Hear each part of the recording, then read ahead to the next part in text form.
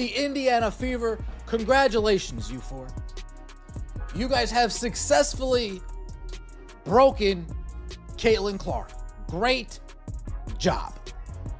You guys have tried your damnedest to turn her into a... Welcome back, everyone. Every so often, a player comes along who changes an entire sport. Not just with talent, but with the way they force everyone to rethink what's possible. Basketball has seen these moments before. Magic Johnson changed the game. Michael Jordan changed the game. LeBron James changed the game.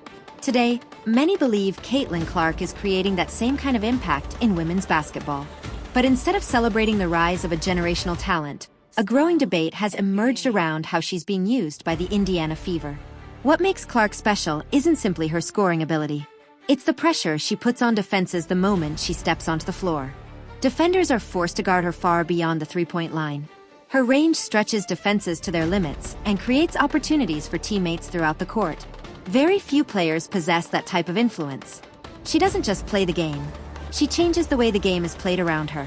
That's why many fans have questioned the Fever's offensive strategy.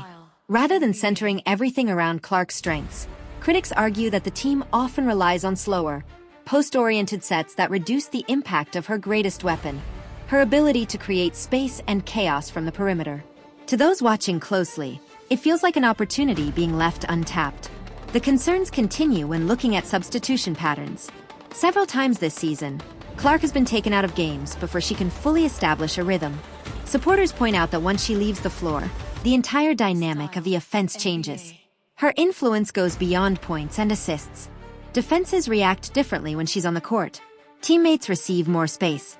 Opponents are forced to adjust every possession. When that presence disappears, many believe the team's offensive energy disappears with it. The question many fans keep asking is simple. If you have a player capable of transforming the game, shouldn't your entire system be built around maximizing her impact? Historically, the greatest players weren't protected from pressure. They were challenged by it. They learned through difficult environments, hostile crowds, and high-stakes situations. Many observers believe Clark should be given those same opportunities rather than being managed in ways that limit her influence. And that debate has only grown louder as the season continues. Get rid of those four and you get rid of your stooge of an agent, Aaron Kane.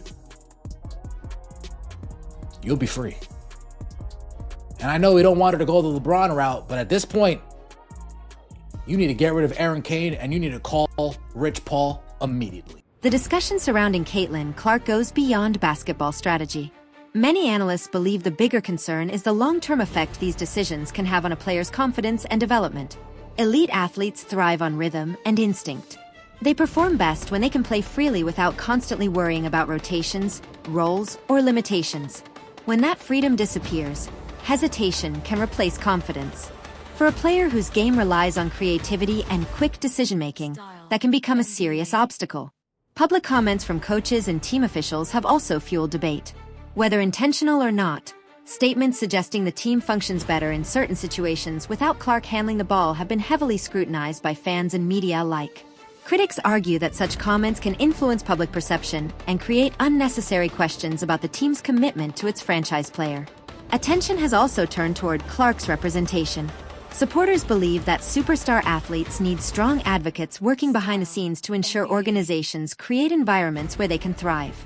Many feel that more pressure should be applied to ensure Clark's talents are being utilized to their fullest potential. But this story extends far beyond one player. The WNBA is experiencing historic growth. Television ratings are rising, sponsorships are increasing, and national attention continues to expand. A significant part of that momentum has been driven by exciting players who attract new audiences to the sport. Many fans see Caitlin Clark as one of the biggest reasons for that surge in popularity. As more nationally televised games approach, the spotlight on Indiana Fever's decisions will only become brighter. Every rotation, every substitution, and every offensive scheme will be analyzed in greater detail. The organization faces an important challenge. Should it continue with its current approach, trusting the process already in place? Or should it adjust its philosophy to fully embrace the unique strengths of a player many believe could become one of the defining stars of her generation? History often rewards organizations that recognize greatness and adapt around it.